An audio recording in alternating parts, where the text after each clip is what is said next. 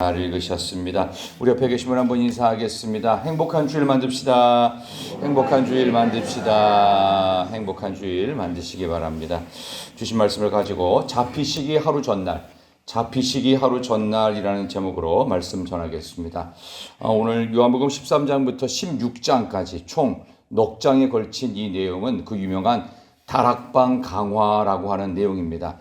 그래서 여기는 이제 시간의 흐름이라기보다는 어떤 그 시간의 흐름 속에서 중요한 사건과 또 메시지들을 많이 담고 있는데, 그 다락방 강화의 그 첫 번째 사건이 세종 목요일 사건이 되겠습니다. 오늘 1절 보니까 6월절 전에라고 딱 나오죠. 6월절 전에. 그러니까 6월절이 금요일이니까 이날이 목요일이 되겠습니다. 예수께서 자기가 세상을 떠나 아버지께 돌아가실 때가 됐다는 거예요. 그러니까 이게 예수님이 로마 군병에게 잡히시기 바로 전날 목요일 날 일어났던 시간적 배경과 함께 이때 주님의 마음이 어떠셨는지, 그 주님의 마음을 우리가 알아야 된다. 그런 의미에서 1절 끝에 세상에 있는 자기 사람들 누구겠습니까? 제자들이겠죠. 사랑하시되 끝까지 사랑하시니라. 그 to the end, 끝까지, 마지막까지 보여주신 주님의 사랑, 이것을 느낄 수 있는 요한복음 13장, 요한복음에만 나오는 예수님의 아주 절절한 사랑의 이야기를 오늘 성경에서 다루고 있습니다. 그때 예수님의 이렇게 끝까지 잡히시기 전날, 죽기 전날이었는데도 불구하고 끝까지 사랑하셨는데, 2절에는 대조적인 내용이 나오죠. 한번 2절. 주님이 끝까지 사랑하심과 제자 중에 한 사람은 어땠을까요? 마귀가, 시작. 마귀가 벌써 시몬의 아들 가룟 유다의 마음에 예수를 팔려는 생각을 넣었더라.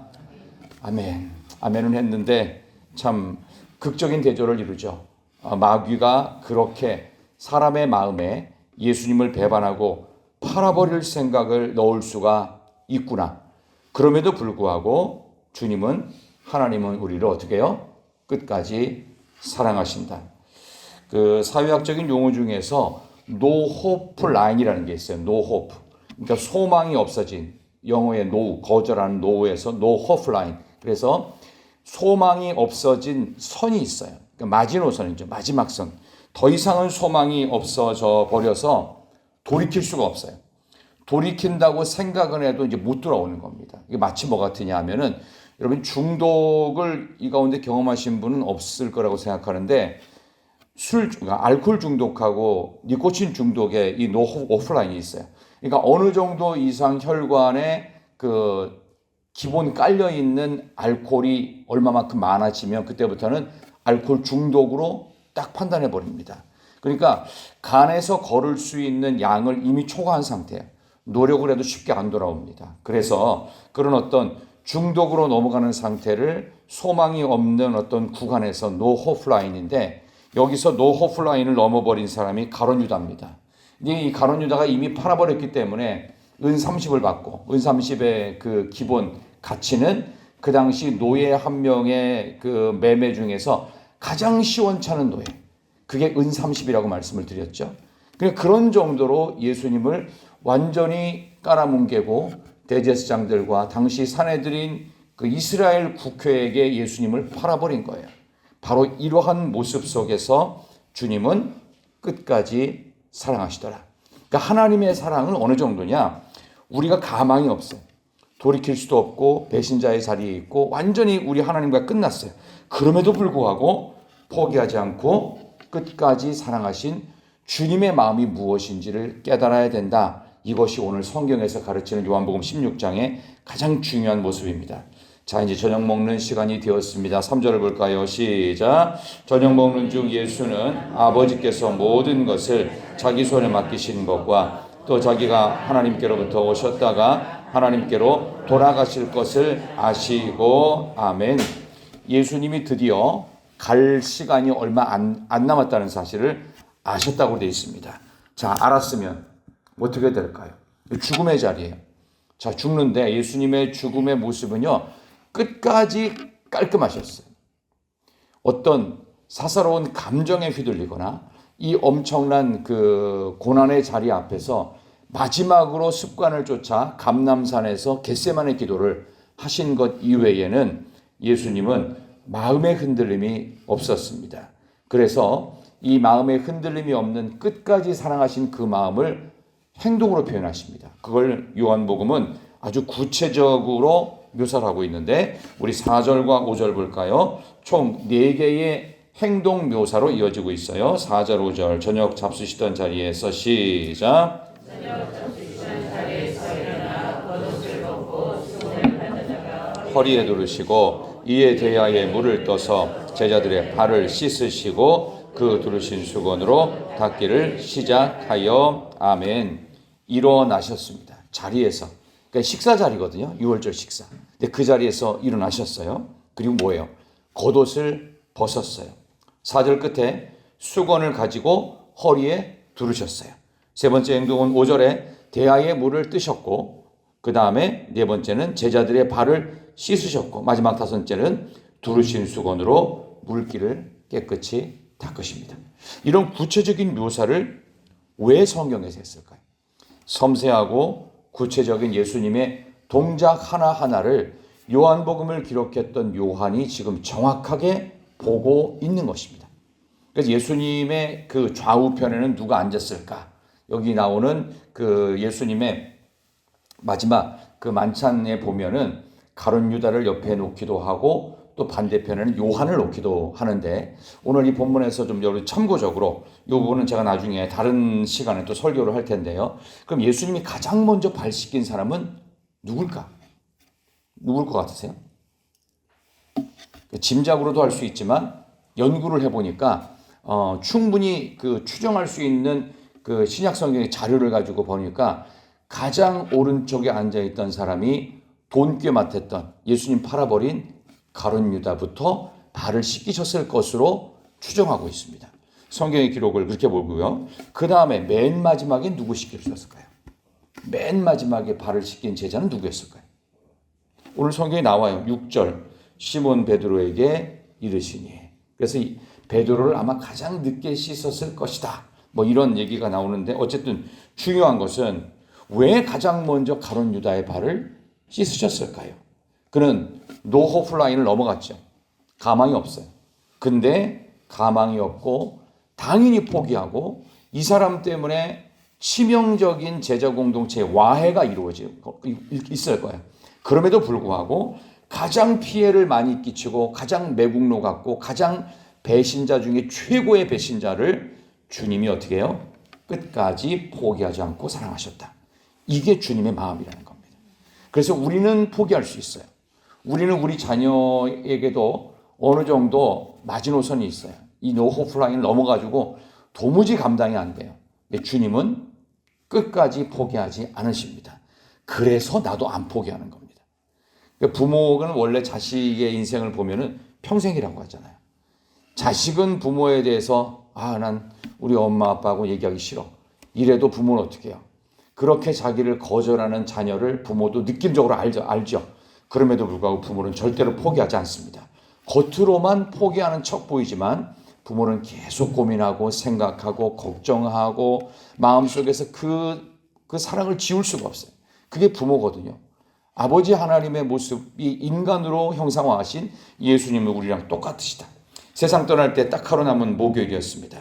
다른 일에 위로가 필요하고 그 누구의 위로를 받고 또 받아도 이 죽기 직전에 예수님의 허전한 마음을 인간의 육신에 갇혀있는 상태에서는 어떻게 해결할 방법도 없는데 이때 주님은 자발적으로 제자들에게 끝없는 사랑, 끝까지 가는 사랑을 보여주십니다.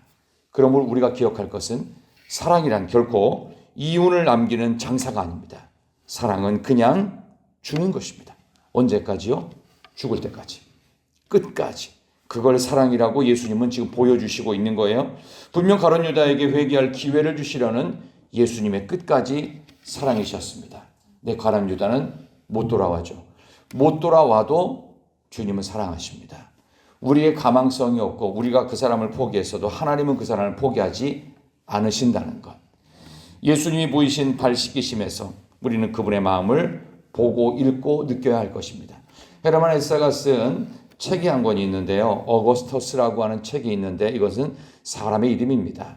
어느 날 부잣집에서 아들을 하나 원했습니다. 근데 정말 아들이 태어났습니다. 그 아들의 이름을 어거스터스라고 지었습니다. 그리고 태어날 때 이 부모가 당시 마을에서 존경받고 있는 어떤 어른 노인 한 명을 초청해서 이 노인에게 덕담을 듣기를 원했습니다. 이 노인이 아주 예쁘게 잘생긴 아들 어거스터스를 안고 있는 그 부모를 향해서 물어봤어요. 부모님은 이 아이가 어떤 아이로 커가기를 원하십니까? 라고 물었어요. 이 노인에게 이 어거스터스의 부모가 이렇게 답을 했습니다. 이 아이요. 이 아이는 평생 사랑받는 아이가 되었으면 좋겠습니다. 그럴듯한 그 요청이죠. 그래서 이 아이는 정말 평생 사랑을 받습니다. 훗날 이 아이는 사랑을 많이 받았습니다. 근데 참으로 아이러니하게도 모순되게도 사랑은 많이 받았는데 아이는 행복하지가 않은 겁니다. 남을 사랑할 줄은 모르는 아이였기 때문에 부모의 말년에 이 아이의 교만한 모습을 보았고 부모는 오히려 사랑은 많이 받았는데 교만한 이 아이를 보면서 마음이 슬프고 비참하기 그지없었어요. 부모가 돌아가시고 나서 어거스터스는 다시 한번 그 노인을 만나게 됩니다. 어거스터스, 자네 평생 사랑받는 아이로 자라게 해달라고 해서 그렇게 우리가 축복하고 우리가 기도하고 기대했는데 어떻게 평생 사랑을 받으니 너는 행복하니? 라고 물었어요. 그랬더니 이 아이가 사랑을 받는 건 좋은데 사실 행복하지는 않았습니다. 그래? 이 노인이 다시 한번 그랬습니다. 그러면 사랑받는 거 말고 또 다른 모습으로 원하는 게 있니? 또 어떻게 했으면 좋겠니? 어떤 인생을 살았으면 좋겠니? 라고 물었어요. 그러니까 이 어거스터스가 이제 앞으로는요, 사랑받는 거 말고 저는 사랑을 주는 인생, 그리고 남을 섬기는 인생, 남을 위해서 내가 뭔가를 줄 수 있는 인생이 그렇게 좀 살았으면 좋겠습니다. 여러분은 오늘 이 본문의 말씀을 보면서 잡히시기 하루 전날 밤에 주님이 우리에게 기대하시는 것이 무엇일까요? 사실 우리는 사랑을 받는 것을 훨씬 좋아합니다. 어떻게 보면 이게 시대의 코드에 맞고 이렇게 사는 사람이 성공한 사람, 이렇게 사랑받는 것이 인정받는 것이고 이게 행복이라고 생각할지 모르지만 사실은 사랑은 주는 것입니다. 그리고 사랑을 받는 것보다 줄 때 훨씬 더 행복합니다. 부모는 자녀를 기억할 때 나이가 들면 들수록 자녀에게 어떤 일이 있을 때 가장 행복하시던가요? 부모가 잘 된 것보다 자녀가 잘 된 것이 훨씬 더 좋지 않으시던가요? 10배, 100배 자녀가 행복하고 잘 되는 것을 훨씬 좋게 여기실 것입니다. 왜? 사랑하는 자녀이기 때문입니다. 하나님은 우리를 사랑하는 자녀로 아들로 딸로 삼으셨습니다. 우리가 잘 되기를 소망하십니다. 그렇다면 우리도 주님처럼 살아야 행복한 것입니다. 줄 수 있어야 됩니다. 사실 안 줘보신 분들은 연습이 필요하겠지요. 그래서 경건을 연습하라고 사도 바울은 말하고 있습니다. 오늘 이 본문의 말씀의 가장 중요한 핵심은 바로 이것입니다. 끝까지 사랑하는 것은 주는 것입니다. 사랑을 받는 것보다 그 이상으로 더 많이 줄 수 있어야 됩니다. 줄 수 있고 그리고 다른 사람을 섬길 수 있는 그런 끝까지 사랑하는 아름다운 모습을 주님은 잡히시기 하루 전날까지도 보여주셨습니다. 우리가 아무리 힘들고 어려울지라도 우리의 눈에 뭔가 보여지고 어떻게 해줬으면 좋겠다. 근데 지금 내 형편이 그럴 수가 없는 형편입니다. 예를 들어서 어려운 사람이 있어요. 근데 여러분들 어떻게 해야 되겠습니까? 정책을 바꾸고 그렇게 하는 것은 우리의 몫이 아닙니다. 우리는 어떻게 어려운 사람이 있으면 있는 그 자리에서 도와주는 거예요. 어떤 연예인이 그런 얘기를 있다고 그러죠. 자기가 교회에서 이렇게 목사님이 그때 설교를 하실 때 어려운 사람을 돕고 특별히 어려운 사람이 있으면 그 사람을 예수님처럼 생각하면서 도우면 좋겠다. 그게 예수님을 사랑하는 마음이고 하나님이 원하신다. 근데 어느 날 갑자기 교회에 거린이 찾아온 거예요. 찾아왔는데 보니까 이 거린이 너무 옹색하더라는 거예요. 그래가지고 본인이 갖고 있는 게 별로 없어서 외투 벗어주고 그 다음에 텀블러 이런 거 하나 갖고 있는 게 있어. 그거 주고 그리고 본인 지갑에 26만 9천 원인가 얼마인가 있었대요.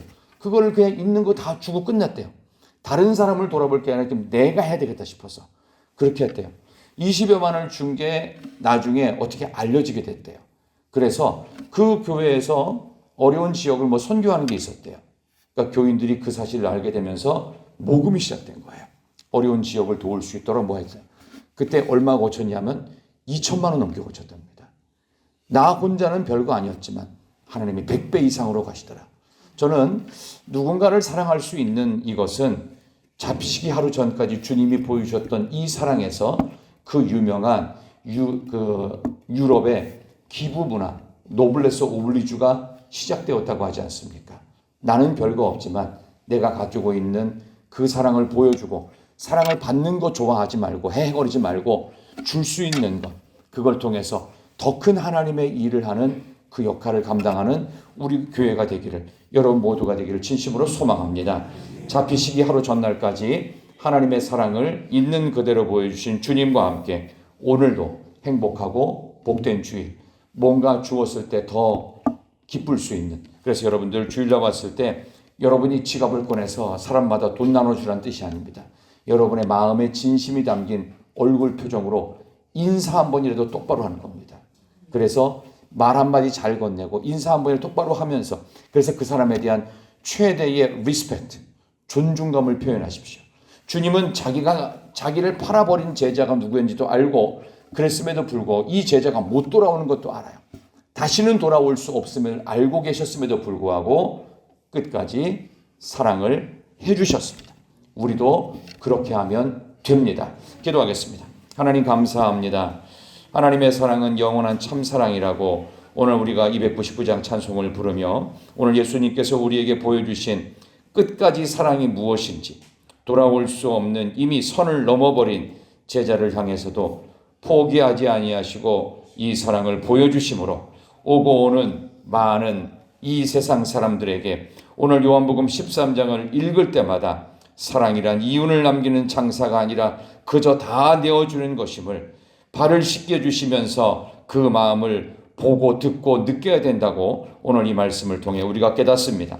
이번 한 주간도 특별히 주일 새벽을 시작하며 오늘 있을 많은 예배의 자리 또 모임의 자리를 통하여 하나님의 은혜가 배가 되게 하여 주시옵소서. 서로를 사랑하고 서로를 아껴주며 인사 한 번이라도 정말로 귀하게 할 수 있는 그런 따뜻한 마음의, 그런 사랑의 마음이 넘쳐나는 우리 희락교회가 되게 하여 주시옵소서. 가지고 나온 기도의 제목들마다 응답의 역사 내려 주시옵소서. 어제까지 또 중고등부 수련회는 은혜 가운데 잘 마치게 하신 하나님 감사드리며 우리 중고등부가 크게 배가 될 수 있도록 우리 하나님 인도하여 주시옵소서. 우리 다음 주간에 있을 청년부 수련회에도 동일한 은혜 허락하여 주시옵소서. 대한민국의 어려움을 바라보면서 이 나라 이 민족을 진정으로 끝까지 사랑할 수 있는 그런 리더들, 그런 국회의원들, 정치인들 되도록 이 나라 대한민국을 하나님 하루속히 안정되게 하여 주시옵소서. 대한민국 살려 주시옵소서.